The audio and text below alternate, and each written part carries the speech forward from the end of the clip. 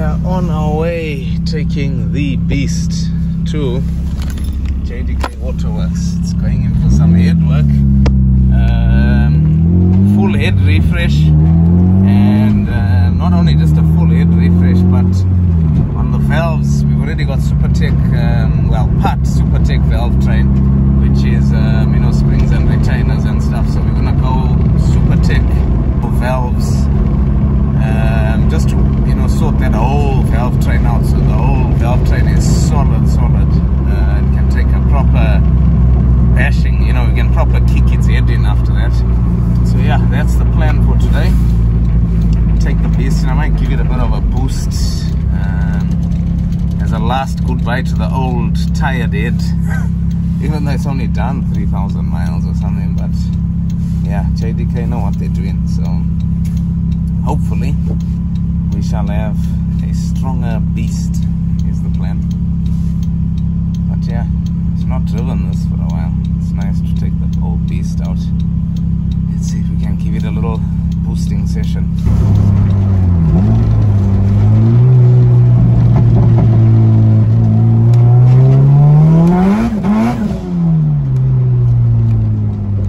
What's up guys, hope you're keeping well. Welcome back to another video, and hopefully an exciting day today.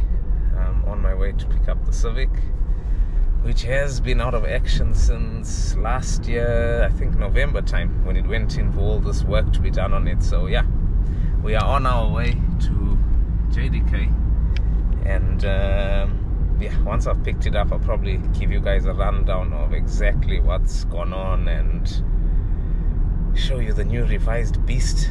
I am not gonna lie, I am excited. So yeah, hopefully all this money, time and effort is worth it. I'm sure it will be. And there she is, JDK Waterworks. We are coming. Sorry about the wind guys, but here the beast is. That is where the beast has been living for a little while. So yeah, check these guys out if you ever own the Civic.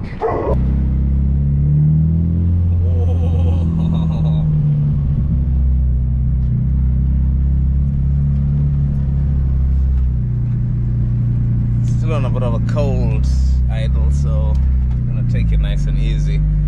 Stop somewhere, or probably at home, and then I'll update you guys on what's going on. And then it's off to mapping next week guys, so yeah, happy days. Right guys, you may as well go get your popcorn and chill out now, because there's a lot I have to mention in this video. So for you guys that get bored easy, you may as well just fast forward to the juicy bit, and for those that want to listen to it, well, you may as well stay.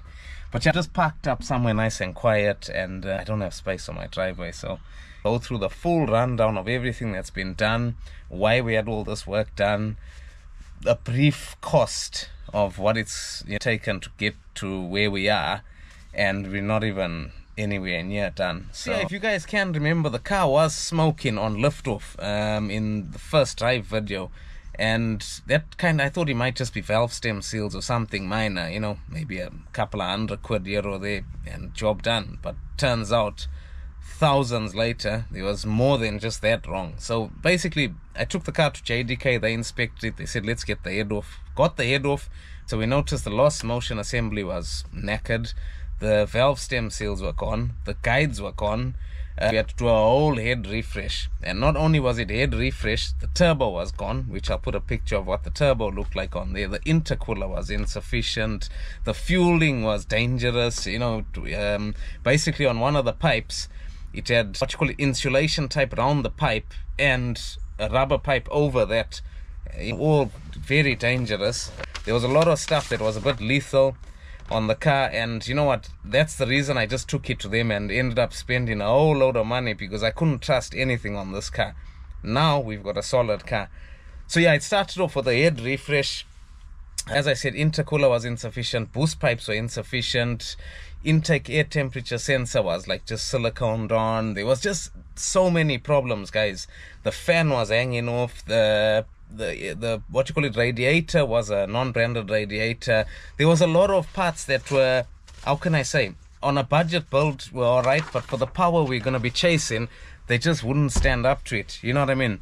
The fuel pump was just a cheaper, you know, budget fuel pump. The manifold had a crack in it. There were so many little things, guys. So when I mention the list of what we've done, I'll show you what we've rectified, because that's the only way I can remember, because there's just too much to mention. You know what I mean? So yeah, that was the main thing. Ended up being, we had to get a new turbo, we had to get a new intercooler, we had to do new piping. Basically, we started from scratch. You know what I mean? That's how we had to get this car to where it is, because nothing could be trusted. There was bolts missing, there were bolts that were too big, you know, there was so much stuff that I wouldn't have picked up on. That's the reason why it went to JDK. So yeah, that's pretty much the gist of it. We started off with a head refresh and pretty much everything around it needed doing. You know what I mean? Let me jump out the car here, guys, and show you the new revised beast. Yeah, sorry about the noises, some planes flying over here. But yeah, here is the beast, guys. Here is the beast. You know, this car, it's paintwork and stuff lets it down. Don't worry, we're gonna deal with that. But here is the most important part of this car, the most expensive part of this car, and that is the new and revised heart. Right, where do we even start with this one, guys? We'll run through all the mods front to back. Hopefully I can remember. I might jump back and forth if I forget, but anyway. So yeah, we went with, starting at the front, new intercooler. So we've got a Japspeed MVT 3-inch in and out intercooler with 3-inch piping right round, as you can see. 3-inch in, 3-inch out, done properly, no messing about. We've also got a Mishimoto radiator and fan that we changed around, because the other one, as I mentioned, was non-branded, and we don't know these non-branded things if they tested and trusted, so we just went with something we know. Turbo wise, now gone Precision 6262, which is a big boy turbo, 700 horsepower rated.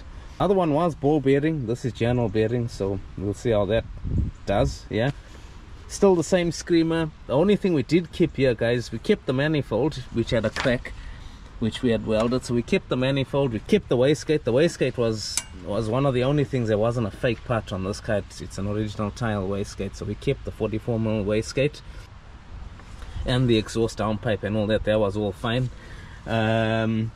What else did we go? We took out the fake tile blow-off valve, got a Turbo Smart Raceport blow-off valve straight into a Skunk 2 Alpha 70mm throttle body, and we kept the intake manifold, because the Delbrock Victor X is actually a solid intake manifold.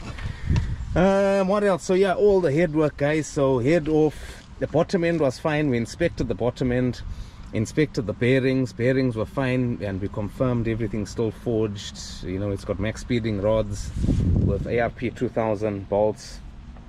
So yeah, that was all fine, and it's CSS'd, so bottom end is CSS'd, so it's strengthened and strong enough to take the power. On the head, full refresh, lost motion assembly, valve guides, stem seals, the lot, guys. Full Supertech valve train, valves, springs, retainers, everything. Full Supertech valve train still. And we left the B18C4 cams in the head, because don't forget, this is a B16A2 head with B18 cams. Yeah, I know it's a mouthful, but anyway. So yeah, we left that. Another big factor here, guys, that you probably noticed from the old setup, which is the biggest change, is coil on plug now. So that was the last restriction on this car. Yeah, with the old HT leads and stuff and distributor, I think they were running out of spark when they made 508. It could have been pushed more, but that was the limiting factor, was the spark. So this time round, after spending all this money anyway, I just thought, you know what, let's get a coil on plug kit. That way we know spark is not going to be anything to worry about. So yeah, we've got a Rye-Wire coil on plug kit, which is absolutely, if you look at the wiring, guys, absolutely beautiful, and JDK fitted it even more beautiful. Yeah, we've done away with the distributor. We've got a Speed Factory thing to cover that up. So yeah, that's that. Obviously all the belts have been changed out, so we've got a Gates Kevlar belt. You know, all the other belts have been revised and changed. New earths it's, you know, there were so many little things that were done on this car that, as I say, I've forgotten. I have to look at them to mention them.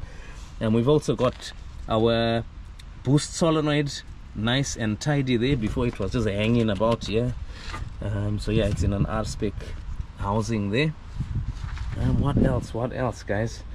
Oh, fueling. Yeah, fueling. So we've got a Walbro 450 fuel pump now, so we needed that for more power. Obviously we had a cheap fuel pump, so yeah, Walbro 450 in the tank obviously. And most crucial part of this car was the fueling pipes. We've full AN lines here, as you can see, to the fuel pressure regulator and to our filter. We kept the old filter, but as you can see, our JDK done it. It's nice and solid now. And that's pretty much it, guys. I mean, new pipes and stuff, you know, right around the engine bay. New silicone pipes, new thermostat, new what you call it, clutch master cylinder in there with a braided line on it. Yeah, you know, special Sprite bottle. That is the way we do things, guys. I believe race cars have this type of stuff, so there's no need for any special equipment when it comes to an overflow here. There's just little stuff that even I've forgotten about. If there is anything else, I'll probably put it up on the screen now, because I've probably forgotten a whole bunch of stuff. But there was a lot of wiring as well that, you know, that was out of place, and clips were missing, and you know, that type of stuff. As you can see now, it's very neat and very tidy, you know what I mean? So yeah, that's where we are for now, guys.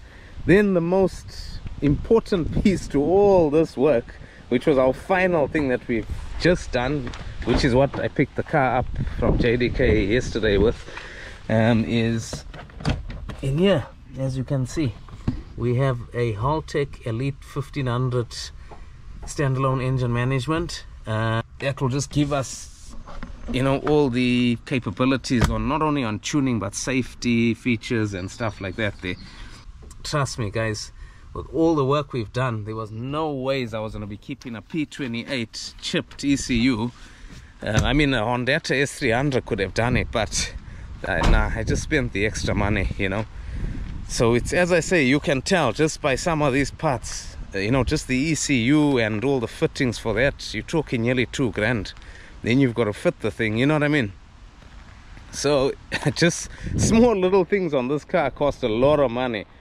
Hence why I mentioned that I'll probably not sell this car, because I'll just be throwing money in the bin basically. But yeah, that's where we are, guys.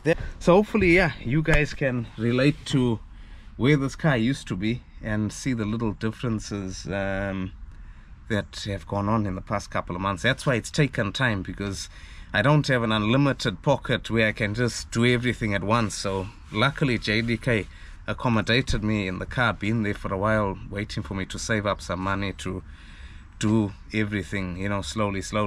But yeah, the other thing I did, which I didn't mention, obviously brand new battery and new cabling there. I had to fit a, what you call it, windscreen washer bottle in there and run it back through with the pipe in, because our new boost pipes are so big we couldn't manage to fit the old windscreen washer bottle in there. So at least we've got one for MOT purposes and etc. And that was the only other little thing I can remember doing. There were small little things as well, like the bonnet catch, these brake, had that sorted out. Gauges, we've now got a turbo boost gauge and oil pressure gauge in there. And yeah, that's pretty much it, guys. There is still a lot more to come, because I've actually got a S80 gearbox with a 4th and 5th gear from a Y21, and it's got a Mugen 2-way LSD in it, so a very aggressive LSD. So we need to fit that in here at some point soon. We've also got a new clutch for that. So there is other bits and pieces that have to go in here before we are fully done. The paint work and body work and stuff, all the rust, and trust me, it's just like a money pit. You know, it's not been a cheap journey, let's put it that way. But as I say, what do?